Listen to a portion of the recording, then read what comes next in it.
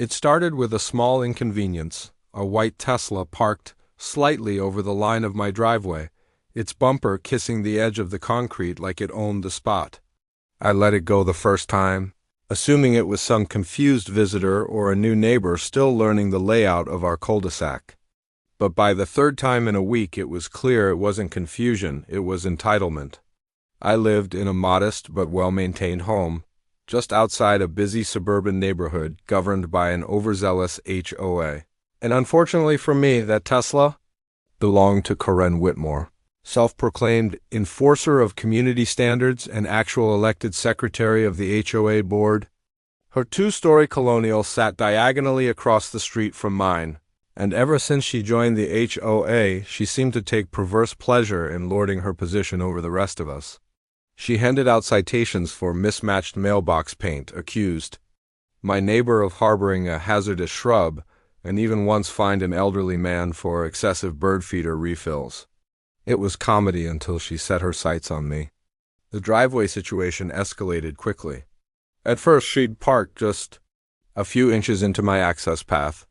When I confronted her politely, she smiled condescendingly and said, "You have plenty of room to get out." Then she added, "Besides, the HOA doesn't regulate driveway setbacks unless they're egregious." I knew what that meant. She was using her position to twist the rules to her benefit. I filed a formal complaint. I documented the parking violations with photos and timestamps.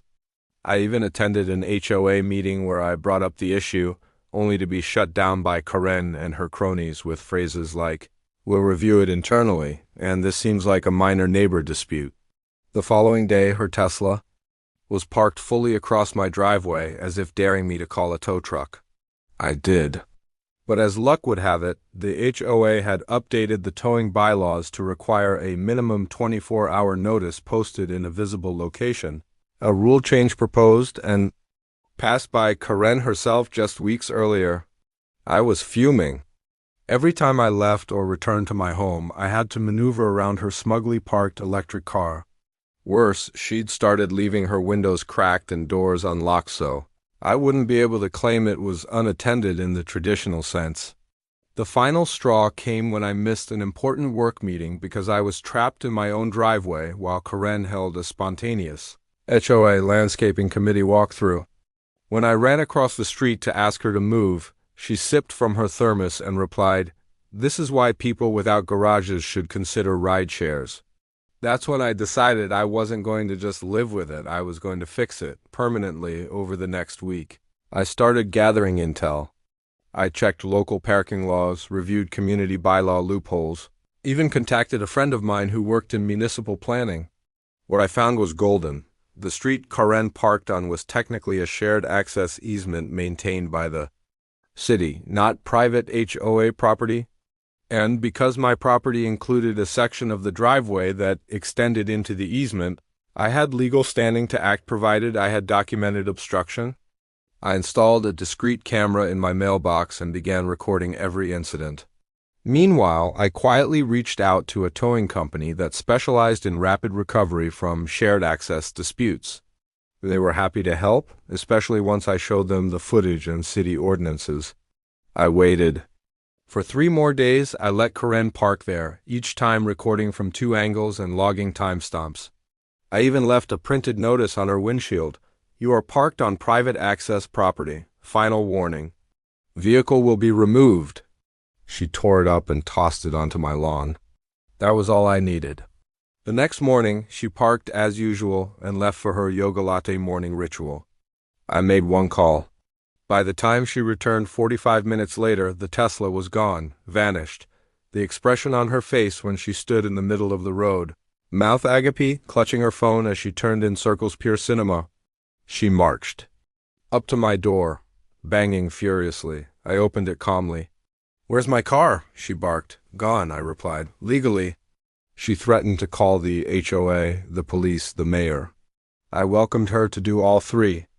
When the officer arrived, I handed him a folder, timestamps, photos, the printed notice, a copy of the easement map, and a notarized complaint.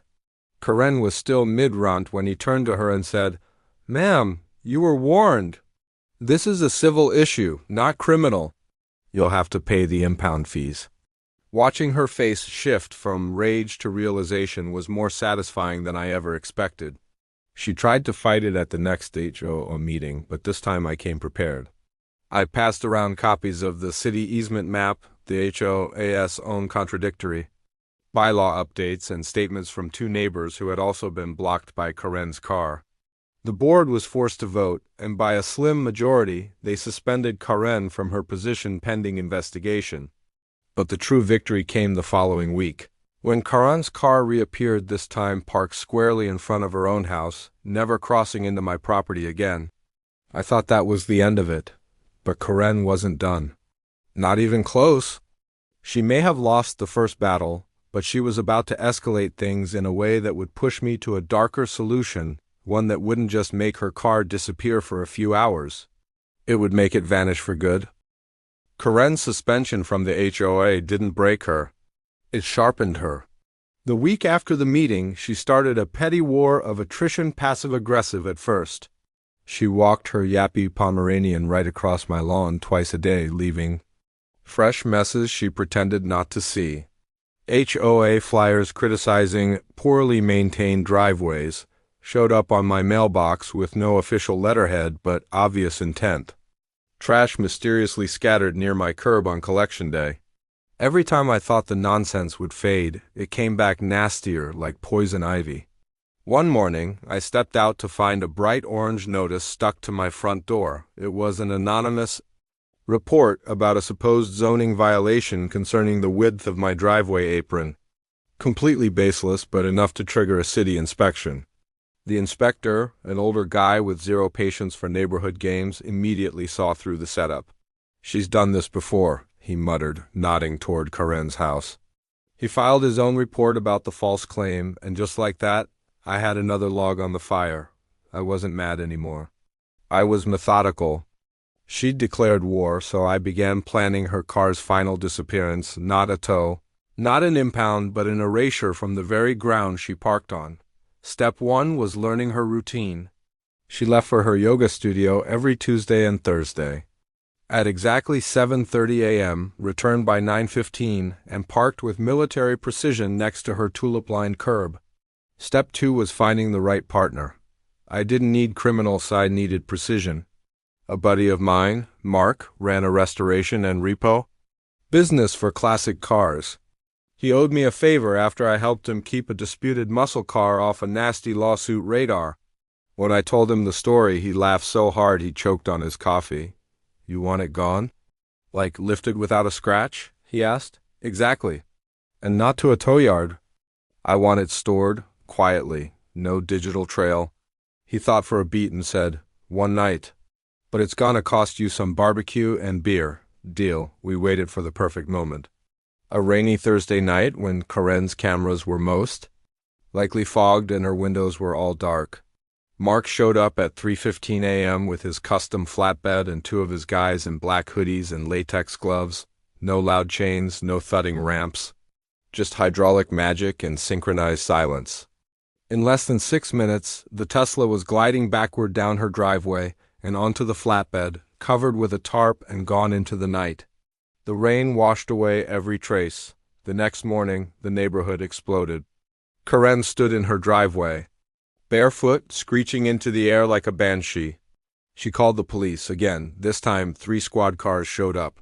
I watched from my porch sipping coffee. When she pointed toward my house accusingly, 2 officers approached and asked to see my security footage. I smiled and obliged. "Sure," I said, clicking open a file labeled Thursday_3 a.m., which showed a time-stamped blank driveway.